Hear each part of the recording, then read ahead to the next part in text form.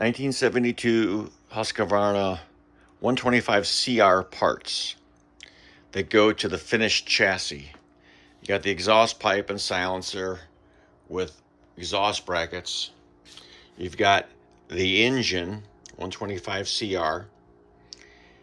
You've got an additional cylinder and head with a Wisco piston and rings that have been bored and matched to this cylinder.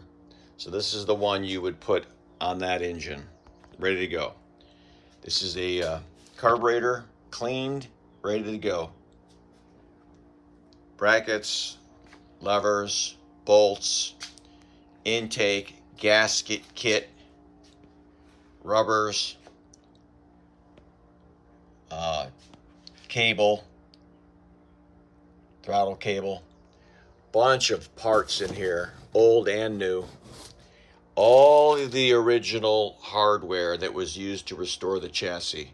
This is the original Husqvarna hardware. Anyway, this is all included with the 72 Husky CR 125 CR.